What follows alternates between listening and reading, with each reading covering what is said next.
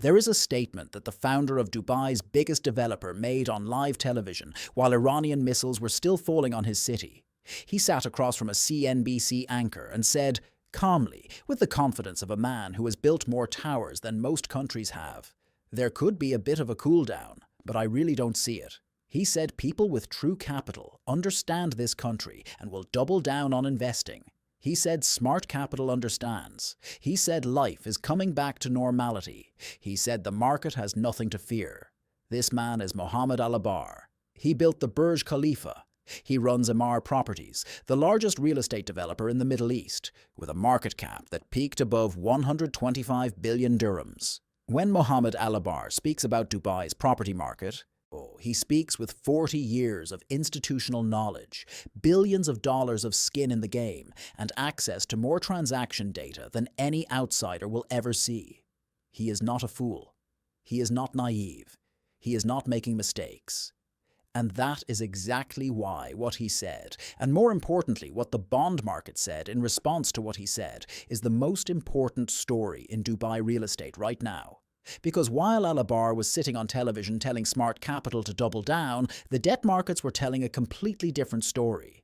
And between those two statements, the one from the billionaire developer who cannot afford to show fear, and the one from the bond traders who are paid specifically to price it, lies the truth that nobody was supposed to know. Stay with me. Because this is the kind of gap that only appears at the beginning of a collapse, not the middle, not the end.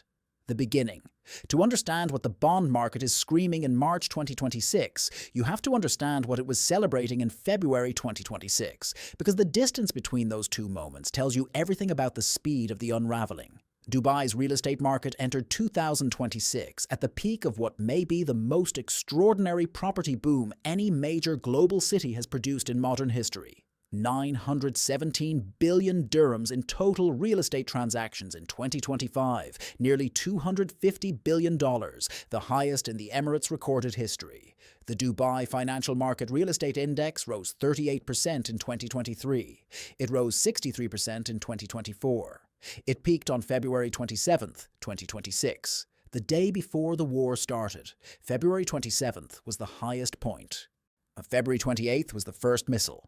Within days, the DFM Real Estate Index had dropped 20% to 30%, wiping out every gain accumulated in the previous 2 months and erasing the index to its lowest level since April 2025. The sell-off was led by Emaar and the major developers. The exchange shut for 2 consecutive sessions, a move so rare, so drastic, that it underlined the severity of what traders were seeing in real time. And then the bond market spoke in a language that is even harder to argue with than a stock price. Bloomberg reported on March 25, 2026, that $6-denominated Sukuk, Islamic bonds, issued by Dubai property firms had fallen into distressed territory, meaning they were trading with yield spreads over 1,000 basis points above the risk-free rate. These were not fringe developers, not obscure names, not construction companies nobody has heard of. The bonds linked to Binghatti Holding and Omniat Holdings, Binghatti being the developer that announced plans for both a Mercedes-branded tower and one of the world's tallest residential buildings in 2024, were the most distressed. 15% of all dollar real estate bonds in the Middle East are now in distressed territory. At the end of February 2026, the widest indicated bond was trading at less than half the distress threshold. By March 25th, it had crossed it. That is how fast the financial infrastructure of Dubai's property boom went from record-breaking to distressed. 24 days. This video is just the surface. Everything I collected is in the vault. The full bond spread data, the DFM index history from 2023 to March 2026, and the complete Emaar public statements cross-referenced with transaction data, the Fitch 15% correction thesis, the 210,000 unit supply pipeline pressure analysis, the Binghatti Mercedes Tower financing structure, the force majeure cascade through the real estate sector. Over 180 guides, one place, link in the description. But stay here. The heaviest part of this story is what the numbers mean when you put them next to each other. Because what Al-Abar said publicly and what the bond market said simultaneously represent a specific contradiction that only exists at a specific moment. The moment when institutional power is being forced to choose between honesty and confidence maintenance, and it chooses confidence maintenance. Here is what he said: "There could be a cool down, but I don't see it. The market has nothing to fear." Smart Capital will double down. He said that footfall at Dubai Mall had returned to 190,000 visitors per day, down from the pre-war 250,000, but he was presenting the 190,000 as a recovery signal. Think about what that means. The man running the largest developer in Dubai, owning the biggest mall in the world, is citing 24% fewer visitors as evidence that life is coming back to normality. That 190,000 is framed as reassuring. The original 250,000 was the baseline. The gap is not discussed. The gap is 60,000 people per day who are no longer coming. Multiplied by average consumer spending, multiplied by every restaurant, every retailer, every service provider in that building who is now operating at 76% of their pre-war footfall. And simultaneously, 6 real estate bond issuances are trading over 1,000 basis points above risk-free. See, Soha Realty's spreads surged from under 300 to 800 basis points. Arata Development spreads more than doubled to 728 basis points.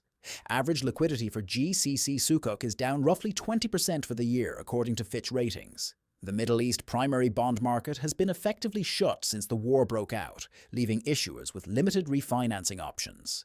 The bank analyst at Bank Nizwa told Enterprise AM directly, "The Dubai property market will get negatively affected due to the war, and hence sukuks from these developers have seen an aggressive sell-off, mostly from international sellers who are exiting their position." Read that again.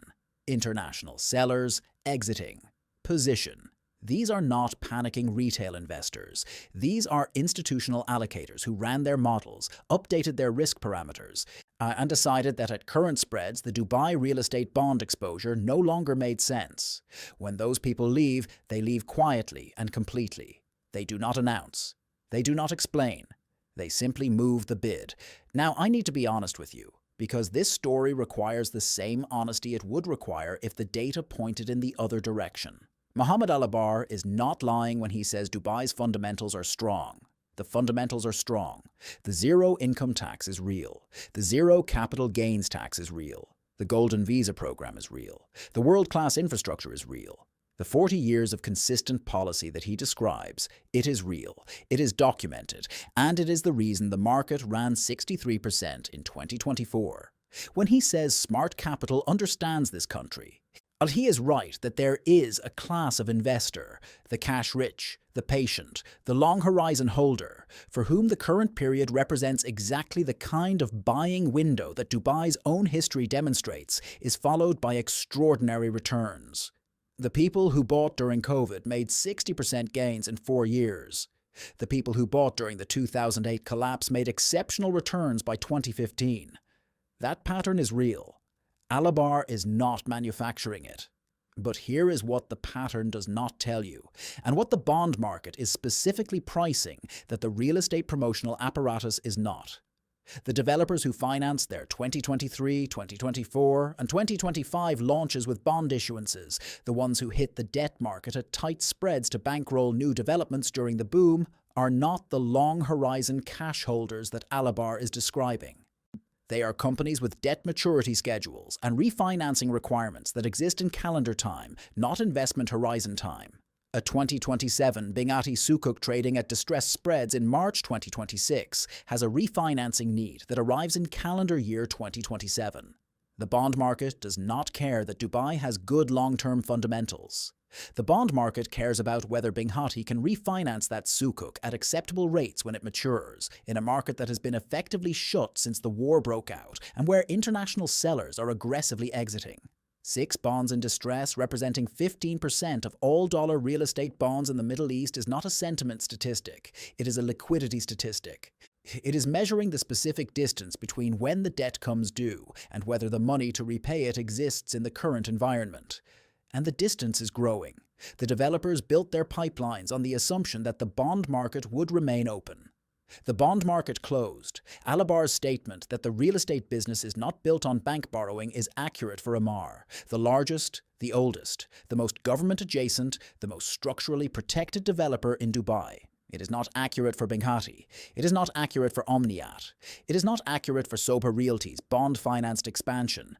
It is not accurate for Arata Developments. These are the companies whose spreads have collapsed, whose sukuk are in distress, whose refinancing options have narrowed to a closed primary market and a secondary market offering fire sale prices. Emaar will survive this. The question that the bond market is answering in real time is which of the other developers will not. And the answer it gave on March 25, 2026, 6 distressed issuances, 15% of all dollar real estate bonds in the region, was delivered quietly, without a press conference, without a television interview, without a reassuring statement about smart capital and long-term fundamentals. The bond market does not hold press conferences. It just moves the bid, and when you know how to read that movement, what it reveals is the truth that the biggest developer in Dubai was never going to be the one to tell you. Subscribe and share this with someone who is making a real estate decision based on what developers say, rather than what bond traders price. The next vault opens soon. What is inside is even heavier.